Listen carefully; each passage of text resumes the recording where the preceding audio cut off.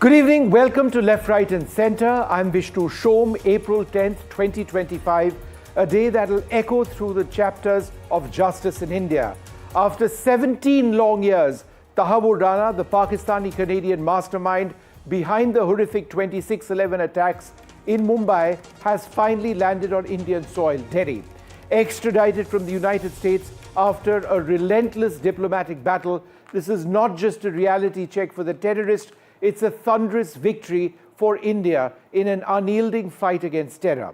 Tonight, the nation holds its breath as the man who helped orchestrate the slaughter of 166 innocent lives, fathers, mothers, children, steps into the jaws of justice in our country. This is no ordinary moment. The 26/11 attacks tore through Mumbai's heart, leaving scars that still burn in our collective memory. For years, India demanded accountability, chasing every single lead, knocking on every door, while Rana hid behind legal loopholes abroad. But today that chase has ended. His arrival marks a seismic shift, a testament to India's zero-tolerance resolve and a diplomatic triumph that saw the US Supreme Court reject his final pleas. From the ashes of 26/11, a message rings clear. No terrorist, no matter how far they run, can escape India's grasp. But the question on everyone's mind tonight, will Tahawwur Rana meet the same fate as Ajmal Kasab, the lone gunman hanged in 2012?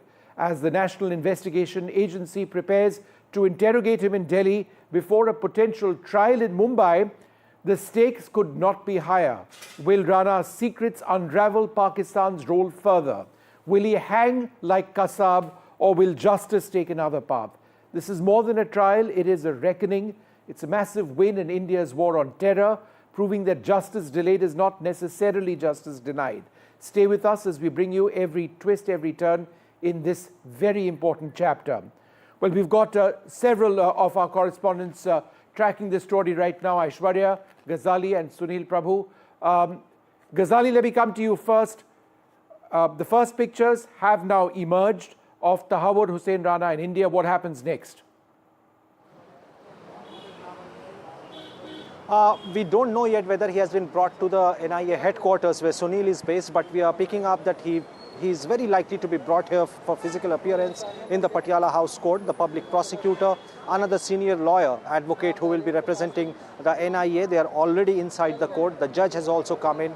We are also being told that a lawyer from the Delhi Legal Services Authority will be representing Tahawwur Rana. Now, all eyes on the entrance of gate number 4, from where he is likely to be brought in. The security has been beefed up here. We are not getting any word by what time Tahawwur Hussain Rana will be brought here, but what we are picking up is that there is very likely that he will be brought in for the physical appearance in the court.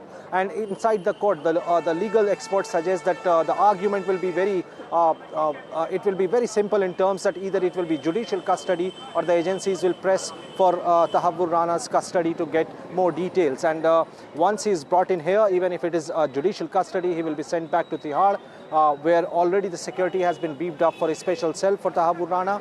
And a prominent challenge for the agencies would be to get a word about all who sort of assisted Rana while he was doing recce, not just in Mumbai, but other locations before the 26/11 attack.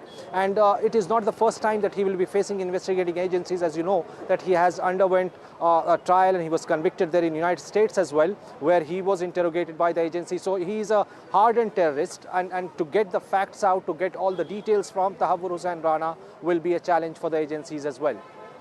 Sunil, what is the process in terms of the NIA right now? We've got these images up on our screens. The first one of Tahawwur Hussain Rana in India. As far as the NIA and its investigation here onwards, what happens? Well, now that they've got him, it's a big, they have to really piece through the puzzles that they have to do, ensure that in 26/11 there were many unanswered questions. Hopefully, he who has worked very closely with David Headley will be able to actually explain who were those guys who really set up this immigration firm that he had, who facilitated this movement between India and Pakistan to do all the recce's that were required. And let's remember, it was just not Mumbai, it was also Delhi. The National Defense Academy also, the college was pictured. So there have been a lot of events that had taken place, a lot of things to be together. Who are the state actors, the non-state actors? What is the role of the Pakistan government, the Pakistan Army, the establishment, the ISI? These are things that will have to be finally got from him. He's, as Ghazali pointed out, a hardened terrorist who has already gone through that entire process in America. But definitely the big point for India's security agency is to be able to crack and we get him to speak on various aspects, even though he is now saying that he's suffering from Parkinson's and a whole lot of other issues, and has tried every trick in the trade to delay his entry back into India through the extradition process. So it's definitely going to be a tough task for the security agencies to ensure that he's brought to justice. As Ghazali was pointing out, he will have his lawyer with him. The prison vehicle is expected to go to Patiala court here in the NI headquarters. All precautions have been made, but we have been waiting. We have been waiting for over 14 hours now for his arrival. Hopefully, we will wait and see as soon as the judicial court, the special designated NI court, takes a decision on that, whether he'll come to the NI headquarters or go straight to Tihar jail for his special cell. All right, Aishwarya, you've been tracking, his arrival in India. It's been a very long journey. He was flown out by a special aircraft. He landed shortly after 6:20 p.m. In the evening. Could you just run up through that entire sequence? Apparently, there were sky marshals who were also involved, possibly U.S. agents. So could you just run us through what happened as he came into India?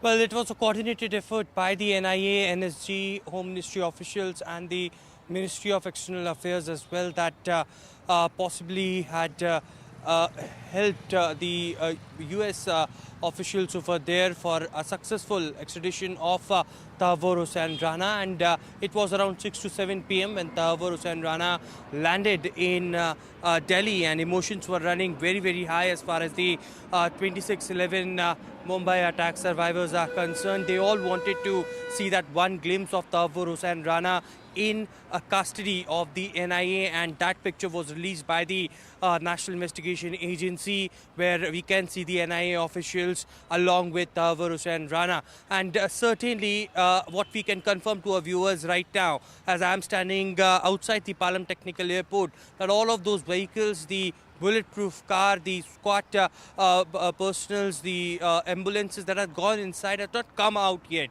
So the paperwork after that was done inside the Palam Technical Airport. The NIA stated that after arrival at the Indira Gandhi International Airport, which consists of this airport as well, all the airports are connected.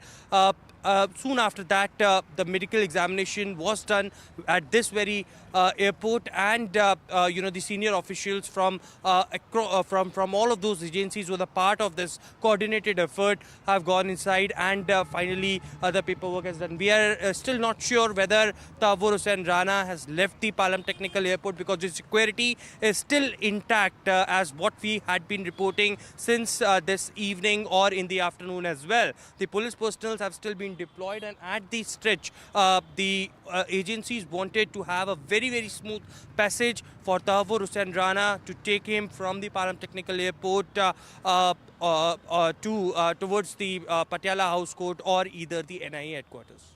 Well, joining us now, AP Singh, former director of the CBI, Yashovardhan Jha Azad, the former police officer and ex-special director in the Intelligence Bureau, and also Ajay Bagga, a survivor of the 26/11 attack. Mr. Bagga, let me come to you first. Where were you when 26/11 was taking place?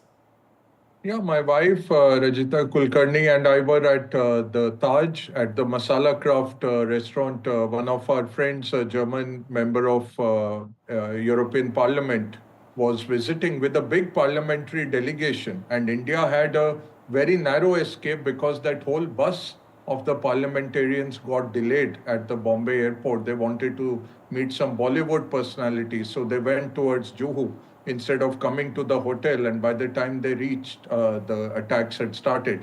Our friend came earlier, and she's a very senior German politician. We were just starting dinner at about 9:25, 9:30. 9:30, the first firing started. And I just looked out and I saw somebody shooting into the Golden Dragon restaurant, which is about 30 meters from where we were. And luckily, that door, used to be it used to look like a steel wall, and there was no latch inside. I just tied up the door with, the napkins, the tableware, and people were not ready to move. We were telling there is shooting outside. Our friend had been in a terror hostage situation in Sri Lanka earlier, so she was well trained. That lady, she told us this is now becoming a hostage situation. She called the German embassy everywhere.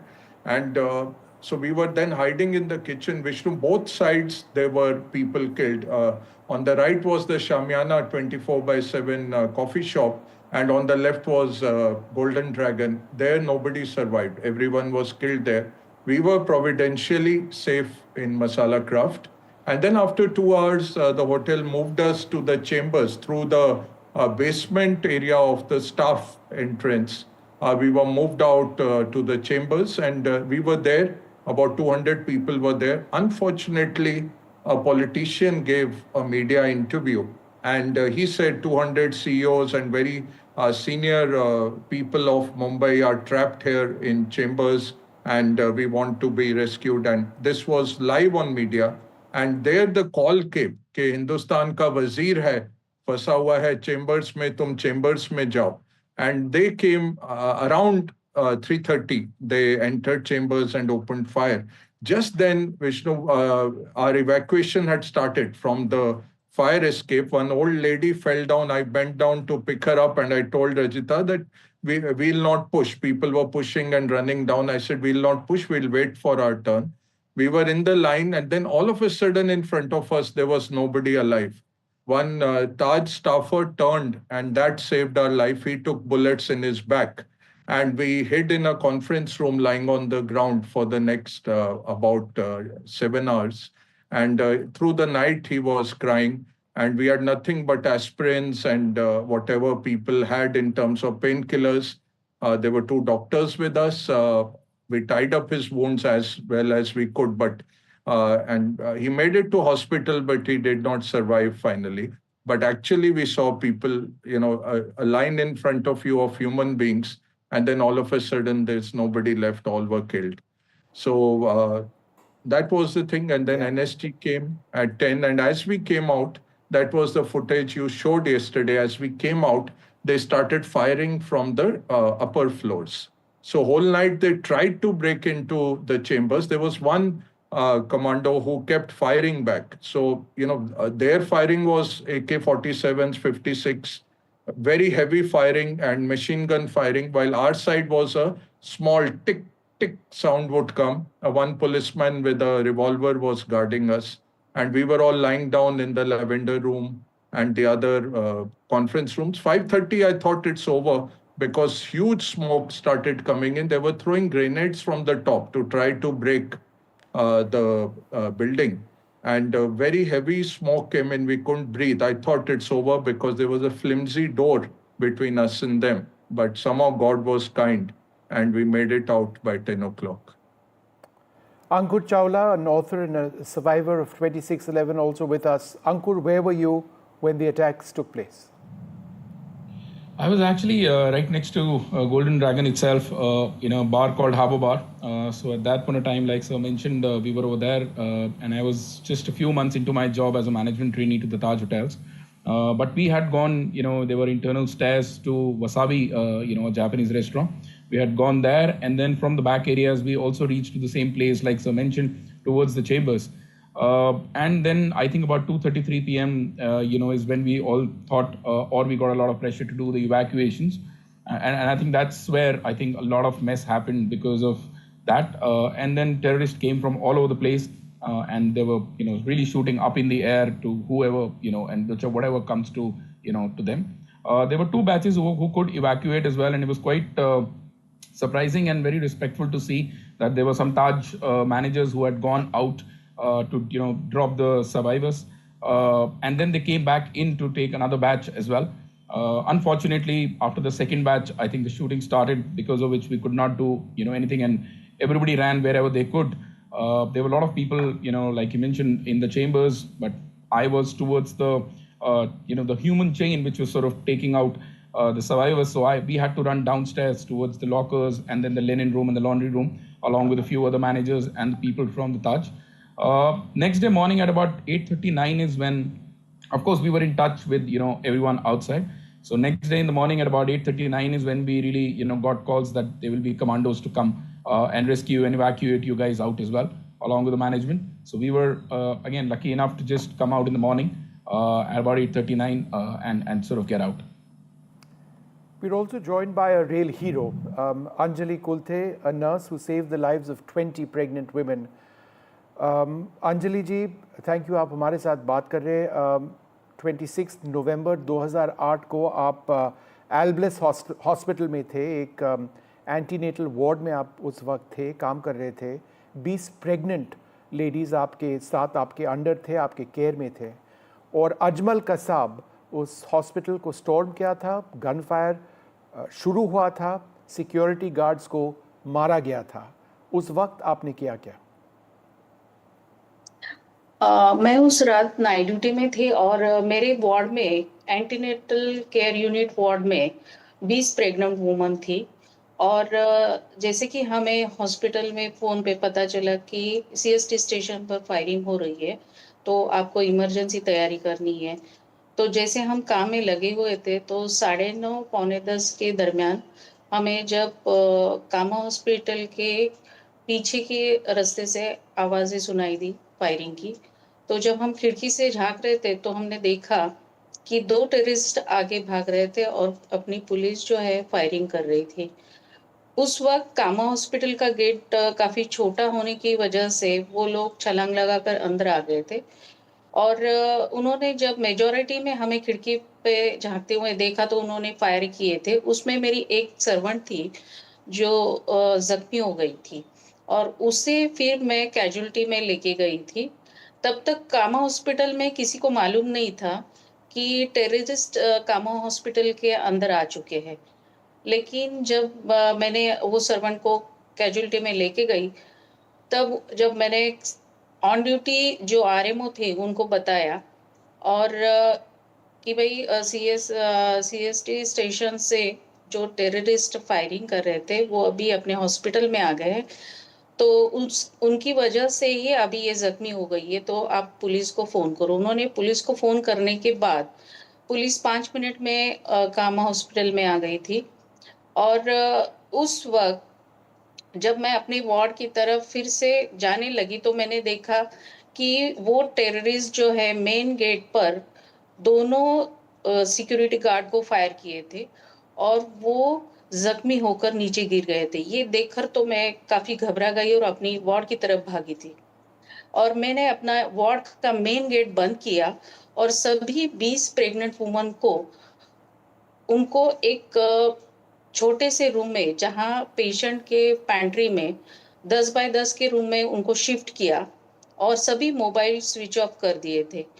और जैसे कि अभी वो terrorist ऊपर की तरफ भागे थे, तब तक पुलिस आ चुकी थी और फायरिंग चालू हो गई थी। फायरिंग चालू थी और हैंड ग्रेनेड भी फेंके जा रहे थे। और ऐसी सिचुएशन में मेरी एक पेशेंट थी सीवियर हाइपरटेंशन की, उसको सीवियर लेबर पेन शुरू हो गए थे, और ऐसे वक्त पेशेंट को गायनेकोलॉजिस्ट और पीडियाट्रिशियन की ज़रूरत होती है, क्योंकि ये नॉर्मल डिलीवरी नहीं हो सकती है। जब मैंने डॉक्टर को फ़ोन किया, और बताया कि पेशेंट को लेबर पेन शुरू हो रहा है, तो आप पेशेंट को देखने के लिए आ सकते हैं क्या? तो उन्होंने बोला ऐसे सिचुएशन में मैं नहीं आ सकती। और उस वक्त मुझे ऐसे लगा कि पेशेंट को शिफ्ट करना ज़रूरी है, क्योंकि उस वक्त पेशेंट के लिए और जो उसके पेट में बच्चा था उसके लिए दोनों की जान बचना ज़रूरी था, और उसके लिए मुझे पेशेंट को लेबर वार्ड में शिफ्ट करना मैंने ज़रूरी समझा, और मैं वो पेशेंट को स्टेयरकेस से शिफ्ट करने लगी, क्योंकि लिफ्ट से तो मैं पेशेंट को नहीं ले जा सकती थी, क्योंकि लिफ्ट के ऊपर भी फायरिंग हो रही थी। ऐसे सिचुएशन में पेशेंट को मैं दीवार को सटक के पेशेंट को मैं आगे और पेशेंट का हाथ पकड़कर मैं वो पेशेंट को लेबर वार्ड तक शिफ्ट किया और फिर से अपने वार्ड में आ गई थी। जी। उस रात को उसी की डिलीवरी हो गई थी वो पेशेंट की, और एक बच्ची ने जन्म लिया था जिसका नाम उस घटना को याद के तौर पर उन्होंने गोली रखा है। और मुझे याद है कि उसके बाद हम लोग सुबह 7:30 बजे तक उस छोटे से रूम में पैंट्री में उस 20 पेशेंट को लेके मैं थी, और जब पुलिस आई और उन्होंने कहा कि अभी आप गेट खोलो, उसके बाद गेट खोला गया। जी। और तो उसके पूरा बाद रात आपको वहाँ ठहरना पड़ा, रुकना पड़ा, और तब तक जब तक पुलिस नहीं आए तब तक आपका कोई आइडिया नहीं था कि बाहर क्या हो रहा था। अंजलि जी, एक मिनट में AP Singh, the former director of CBI, also with us. I'd like to, go across to him. These are just frightening accounts, and some of these accounts in this amount of clarity, I don't think have ever been broadcast before.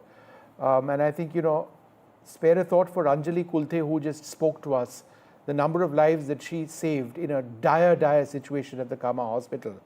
But my question to you, Mr. Singh, is, look, we know the involvement of Pakistani generals. We know the involvement of the ISI. We know the involvement of terror modules, certainly those who trained David Coleman Headley. We know what Tahawwur Rana has done. With Rana back in India, what more are we looking to get by way of information? Vishnu, first of all, all these descriptions are absolutely horrific. The incidents they're describing. Yeah. I just can't imagine how anybody could do, commit crimes like this. But anyway, now coming to your point, Rana is a very key person in this whole attack, in the conspiracy. He has organized everything. He knows all the state players in Pakistan, the ISI. He will expose them. He will expose the Pakistani deep state when he's interrogated. Earlier you had Hadley. He was in US custody. They had told him that he will not be extradited.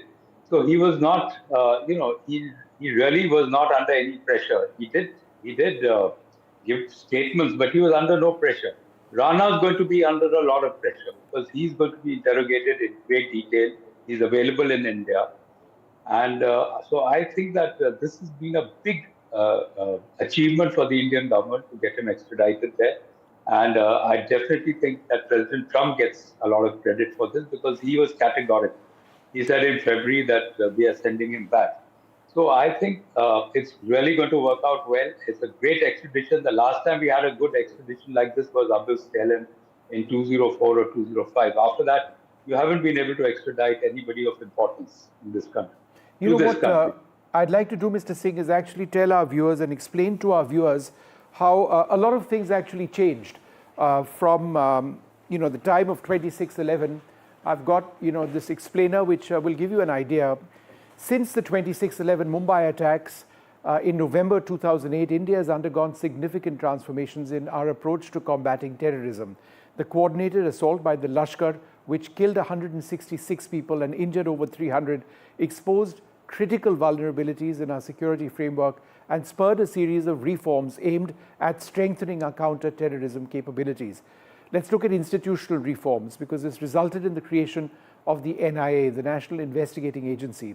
Because shortly after the attacks, Parliament established that the NIA as a federal agency was necessary to investigate and prosecute terrorism-related cases. There was the strengthening of the National Security Guard, the NSG. These are NSG commandos. India's elite counter-terrorism force did play a pivotal role in ending the 26/11 siege, but its delayed deployment because of logistical challenges and the distance from Mumbai, the primary base near Delhi, highlighted the need for improvement. And state-level anti-terrorism squads have been set up, recognizing the importance of rapid first response. Many states bolstered or created ATS units, immediate reaction units to handle counter-terrorism operations. There were also legal and policy enhancements, amendments to the Unlawful Activities Prevention Act, or UAPA. In 2008, the Unlawful Activities Prevention Act was amended to include stricter provisions such as extended detention periods for suspects and measures to curb terror financing. India now has a zero-tolerance policy. We've adopted a more assertive stance towards terrorism. This shift is evident in proactive military actions, the 2016 surgical strikes, the 2019 Balakot airstrike, where terrorist infrastructure was struck in Pakistan in response to terror attacks like Uri and Pulwama. Intelligence and coordination improvements. There was a multi-agency center, or an MAC, which was set up. The 26/11 attacks revealed severe intelligence sharing gaps between agencies like the Intelligence Bureau, the Research and Analysis Wing, and State Police. The MAC established pre-26/11 was being underutilized. That was fixed. Coastal security enhancement. Remember, these terrorists came in these boats.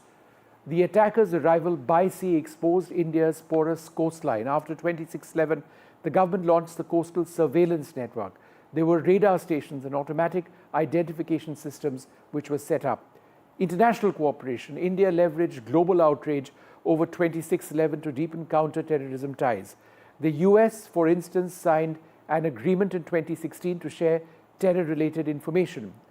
And of course, diplomatic leverage, where we pushed for sanctions against Pakistan-based groups like the Jamaat-ud-Dawa, which is a Lashkar-e-Toiba front at the UN Security Council. So many steps have been taken by India throughout this period, and that is why we are at the stage when Tahawwur Rana is in India today. Let me go across quickly to Yashwardhan Jha Azad. We don't have him. I'll go back to Mr. A.P. Singh. Mr. Singh, in terms of the plot itself, there are some suggestions that, in as much as 166 people were killed, what these terrorists were actually trying to do is attack and kill many more people, perhaps up to 1,000. Is there a sense that, the scale of this could have been much, much worse had it not been for the actions of, policemen, the NSG, etc.?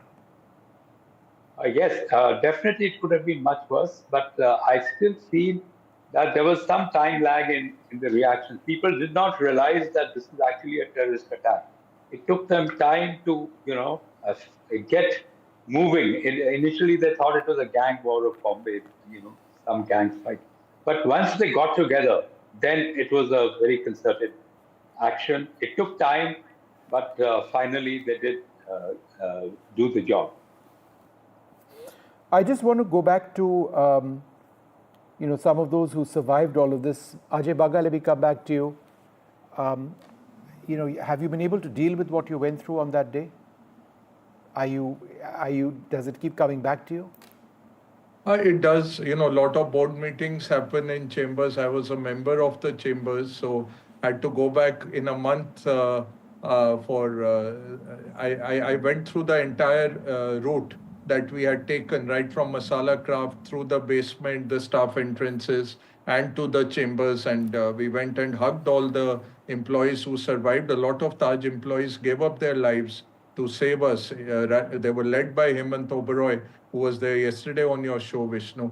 And I think 2 or 3 things stood out. NDTV, I have special affection for. Shivnath was there, and Shivnath Tukral was outside. Yeah. And I was in touch with him. He's a good friend of mine. And throughout, I was taking Justice Somashekar. He used to be a lawyer at that time. Now he's a High Court Justice. And he was guiding us. He said, don't try anything foolhardy. Don't move around. Just you lie down. And, when the Marcos came, I mean, the information was very poorly, disseminated. So all media, my brother was seeing in London, and he said Marcos have the Navy commandos came in, Vishnu. They cleaned up the old Taj. They went into the old Taj, and then they were withdrawn. And media was flashing, it's over. And I told my brother, and then he got in touch with Shivnath, because by that time we were lying down and these guys were outside. So he told Shivnath that there is a big contingent in Chambers. So I think those mistakes were made. If the Navy commandos at least had stopped these guys from moving around the hotel, going room to room and killing people, that happened in Oberoi's. Oberoi shut down the lifts immediately. And, one very remarkable story was there, that there were two commandos of South African army who were here for IPL security. They were in the Lebanese restaurant at the top, Vishnu. They evacuated the entire restaurant down the fire escape. They got everybody out. Hindustan Levers had their board meeting. I had just met a couple of them. And their entire who's who of Unilever worldwide was there in the ballroom. They were all quietly evacuated. So wherever there was some training, I'll give you a small example. Both Rajita and I worked in foreign banks. All our Japanese colleagues, Vishnu, when they check into a hotel, they first go down the fire escape. Because of the earthquakes in Japan, they are trained for that. They take rooms near the fire escape. I would laugh at them. What are you doing? What is happening? He said, no, we have to be ready. As a culture, we are not ready. We didn't know really what to do. And but for the Taj staff that day, and some heroic policemen, and finally the NSG coming. But it was so delayed that at about 9:45, 10 is when NSG was banging on the door. And we didn't know if it's the terrorists pretending to be NSG or it's really NSG. And then they said, stand back, we are breaking through. They had to break the door because we had tied it up with all the tablecloths. There were no latches in any of the doors. Because of service, the waiters just push it with the elbow or the leg and go through. Right. So there were no latches. Mr. Bagga, half a second, because I want to move on to my other interviews, and we've got very special guests with us. Anjali Kulte, I'll come back to you. Anjali ji, इतने साल हो चुके हैं, पर उस रात के बारे में आप शायद हमेशा सोचते रहेंगे. आप उस रात 26/11 इसको आप हैंडल कैसे करते हैं? आपको साइकोलॉजिकल ट्रॉमा हुआ होगा. आप इतने साल बाद आप हमेशा सोचते रहते हैं उस दिन के बारे में? हाँ, अभी 26/11 की उस रात को तो कोई भूल नहीं सकता है, क्योंकि भारत देश के लिए ये सबसे दुखद और भयावह ऐसी रात थी वो. और जिस तरह कामा हॉस्पिटल में उसने गोलीबारी की थी, जिस तरह लोगों को मारा था, और वो जो सिचुएशन हम हॉस्पिटल के सभी स्टाफ्स, डॉक्टर्स, नर्सेस, सभी ने मीन्स वो रात को अभी तक भूले नहीं है. वो रात जिस तरह से उन्होंने हैंड ग्रेनेड फेंके थे और जिस तरह से गोली बारूद की थी, तो वो भयावह रात जो है वो अभी तक किसी के याद से गया नहीं है अभी तक. जी. Well, it is an absolutely horrific, memory to have. And I'd like to thank you all very much for being with us and sharing all of your experience and, talking about it. But I think in a way this is a day for victory for India after that staggering loss of 26/11. Look at the picture on your screen over there. The man, the bearded man in the brown jumper is Tahawwur Rana, one of the masterminds of 26/11 on Indian soil, brought back by our National Investigating Agency. He will face justice over here. Justice after so many years. It may be delayed, but he's here after a lengthy legal process to fight to get him over here. And he will face justice. And that is such an important first step. Will that bring closure to all of the people we've spoken to on this program or not? And the countless others who've lost their loved ones We don't know. But certainly it is a massive step for all of us here in India. We've got two very special guests coming up. Hemant Bhavdhankar, a retired Mumbai police inspector. He fired the bullet which eliminated the driver of the car in which Ajmal Kasab was traveling, and it was with his team, including Tukaram Omle, that they were able to stop this hijacked Skoda, because if Kasab and the terrorists in that car got any further, many more people would have lost their lives. We've also got Kobi Shoshani, the Consul General of Israel in Mumbai. Remember, there was an attack on Chabad House, a Jewish center. People died over there. There were commandos who lost their lives as well. There was a little baby, Moshe, an Israeli national, who made it out alive, saved by his caretaker, Sandra. And it turns out that Kobi Shoshani, the Consul General of Israel, was actually asked by Tel Aviv to come over here immediately after the attack. And he describes in this interview that comes up next what he saw inside Chabad House. Stay tuned.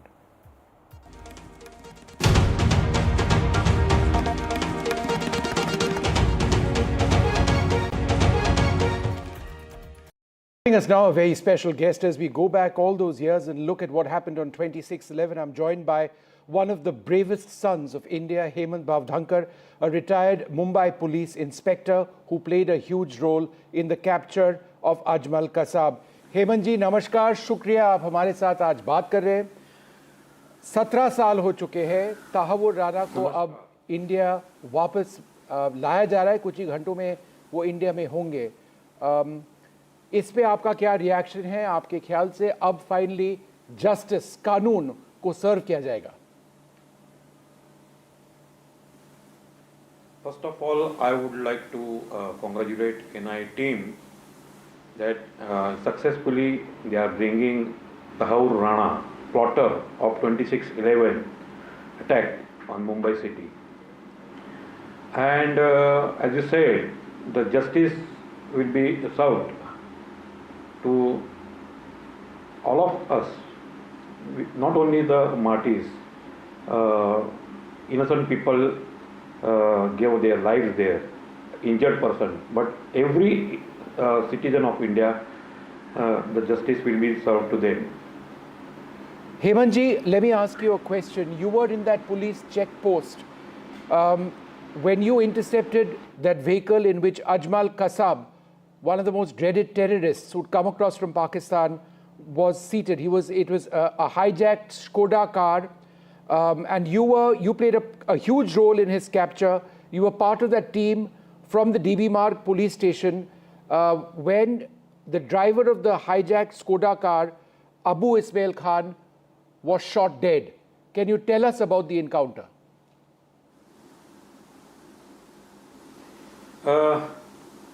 All terrorists were dreaded terrorists, and 10 terrorists they arrived in Mumbai. Out of those, 2 dreaded terrorists were Abu Ismail and Ajmal Kasab, who were fleeing in a Skoda car towards Girgaon Chowpatty. And we got a message from control room, and we formed that 2 teams. One team consists of 8 police officers and men, including Sanjay Govilkar and Tukaram Omleji. They stood behind the barricades, and myself and Bhaskar Kadam and his detection staff stood on the road divider. The car came at 12:30 there and stopped 50 feet away from the place where we were performing Nakabandi duty. We instructed them, but they did not listen to our instructions. And driver Abu Ismail, who was driving the Skoda car, very fast drove the car towards us and tried to take a U-turn to escape from the place, because 3 boundaries were jammed. Only one place was available to flee from that place, that is to take U-turn and return to the way they came from Nariman Point. But in that process, the turn was not taken by Abu Ismail perfectly, and the car banged on the road divider where I was standing, and Abu Ismail told Kasab, and accordingly Kasab took the hand grenade jacket and wiped out the blood on his face. That time it was I was sure that they are the terrorists. I alerted my team and I tried to approach to nab the Abu Ismail. Immediately he opened the fire. My officer Sanjay Bhaskar Kadam retaliated and shot one fire. I went back of the car, and from there I fired 3 rounds at Abu Ismail. At the same time, the Kasab was sitting next to driver's seat, pretended to be surrendered, putting his hands up in a position. And as we were slowly approaching Abu Ismail, Kasab opened the door and got down from the Skoda. At the same time, Tukaram Ombleji, Sanjay Govilkar, the team rushed towards Kasab to catch him. But the Kasab took out the AK-47 hidden in his jacket and opened the burst fire, which hit Tukaram Omble. And in spite of that, Tukaram Ombleji did not lose the grip over the Kasab, and we thereafter successfully we could catch him successfully. Hemantji, you were able to subdue Ajmal Kasab. How did that happen?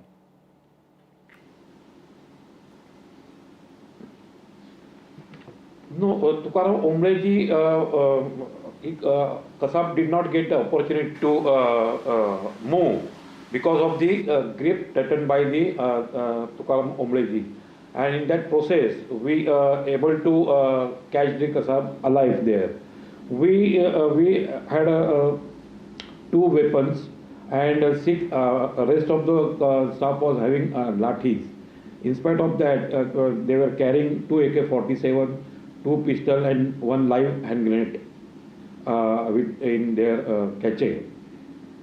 Hemantji, this was the first time that you fired your revolver in a situation like this, right? Exactly.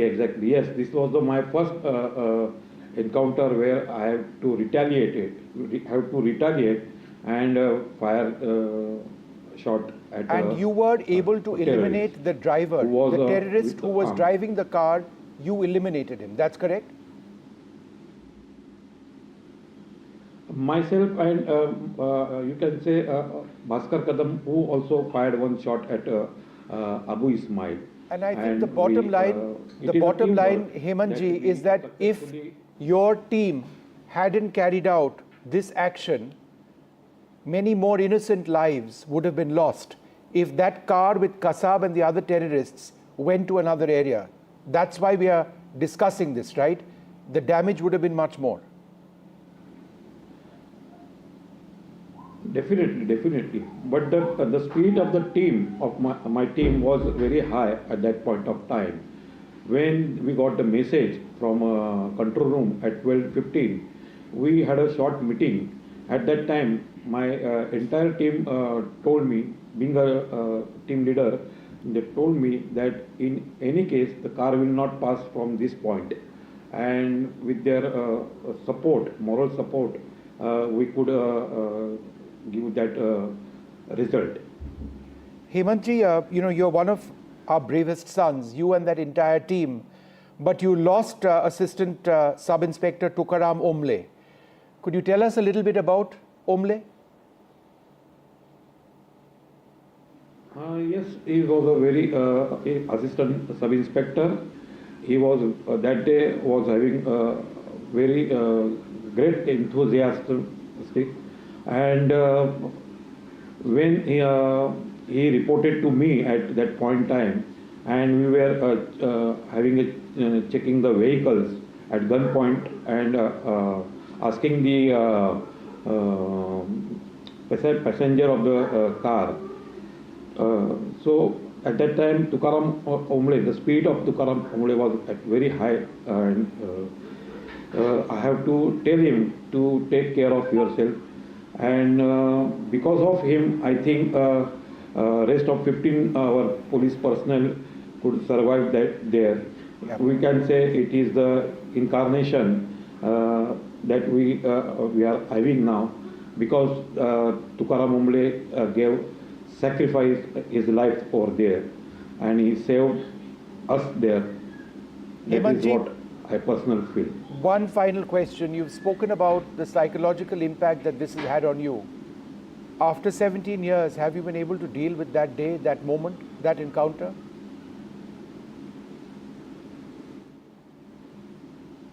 Yes, still when I pass by that spot, I remember, and the emotions just pull up my heart with the emotions, and the statue over there of Mr. Tukaram Umbleji, I bow down there and salute him, because whatever we are there now today, because of him only. That is what I personally feel. So thank you for your bravery. Thank you for speaking to us. And today is an important day for India as that terrorist is brought back into our country. Thank you very much, sir. When we talk about 26/11 and the horrific loss of lives on that day, we should also remember about the horrific loss of lives to Israeli nationals who've lived and made India very much a part of their lives. The attack in the Chabad house in Mumbai is something which has resulted in the loss of lives. It's something that we remember a great deal. The images of a then baby Moshe, saved by his Indian nanny, Sandra, who then became an Israeli national, a young person, now about 18 years of age, and being brought up, we are told, very well by his grandparents in Israel. We're joined by a very special guest now, Consul General Kobi Shoshani. Thank you very much, sir, for being with us. How is 26/11 a huge loss for Israel in as much as it is for Indian nationals like me? Definitely because the incident of Nariman House, but not only because of that. It was a very big event. It was an event all over the world. I was in Israel at that time in 26/11, 2008. I was in Israel, and I saw the horrific, the terrible, the catastrophe that came to the City of Dreams. I didn't aware that within a few days I will fly directly to Mumbai by the order of the Minister of Foreign Affairs. I didn't know that I would be here as a permanent, representative a few years afterwards. But I remember this day that I entered to Nariman House, to Chabad House. The building was full of bullets, all ammunition smell were in the air, and the fear of death among the walls. I remember it like is today. I very frequent visit there, but not only there, also VT Station, Leopold Cafe, definitely the Taj Mahal and other places. And it reminds me these terrible days in the city. And then the effect of this event was not only in India, and I have to say, definitely in Israel, that we thought about India as a safe haven for terrorist attack. To see such an event was a big tragedy to us Israeli that like and respect India for being such a beautiful and tourist country. Consul General, how is baby Moshe today? I have to tell you the truth. I met him a few times. I haven't seen him for a long time. I assume that he's okay. I don't know him personally so good, but I understand that he's really appreciate India. I think that the Prime Minister met him several times. Also, he was participating in the inauguration of the last Knesset, the Israeli Parliament as well. He would like to be behind the scenes, to grow up after such a big tragedy. It's not an easy task to be, to live a normal life. And he's been brought up by his grandparents, right? That's right. I spoke to his grandfather. He's under his, he's a big boy right now. In Israel, the maturity come very early. And I hope that he will visit India soon. I hope so. I think that it's very important for us. It's very important for him, and I think it's also very important for India. Sandra, who was his nanny, saved his life, and she went on to become, and she is an Israeli national. Her role was immense on that day. I know the story very well. You know, I'm very often visit Nariman house. Nobody understand what's happened. That how come that the last time that they saw him by the camera was that he was in the third floor. He was a very young boy at that time, and he found himself on the first floor. How he get out from this baby bed and go down to there and found his parents actually shoot dead down the house, and then Sandra found him and took him out from the house and ran away. She saved his life. Definitely, we love her very much. We appreciate the brave and the courage that he made. That it was part of our, respect for good deed that she did for us and for him, and show the bond between our two nations. Consul General, you began this conversation by making an interesting point. I was not aware of this. You visited Kabad House within a few days of the attack. How many days of the attack? And what days. was it was, I think, 2-3 days afterwards. I was sent by the Minister of Foreign Affairs. I know India quite well. I was here in 1992, right after the establishment of the relations between India, full diplomatic relations between India and Israel. I love India. Then I was sent to here. It was terrible days, I have to tell you, in Mumbai. People, the fear of the eyes of the Mumbaikers. I saw a lot of police outside the roads. Nobody, the entrance to the hotel at that time, I was at Trident Hotel. I was the only foreigner there. I think that I'm the only guest there, I have to say that and then right away, I went to see what's happened there. I was shocked. I saw Taj Mahal, which was, I know Taj Mahal, not only from the books, also from my previous visits here in India. And I saw what's left over from the terrorist attack. And it was, even today, when I go there, even when I go to VT station, when I go to Leopold Cafe, which is one of my favorite cafe in Mumbai, and I know and I meet so many people. They were there. Some people were at the cafe. Some people were at the hotel, the Taj Mahal. People that was running in the street without know what's going to happen. Nobody expect such tragedy to be happen to the city of dreams. I think that the effect for that, it's extremely, extremely important for me personally as well. And you went to Kabad House and you smelled, burning over there still, or ammunition. You were mentioning expended ammunition rounds, right? I have to tell you that the smell of this ammunition, and I was a soldier, like most of the Israeli, or a soldier in the Israeli army, we know what is the smell of ammunition.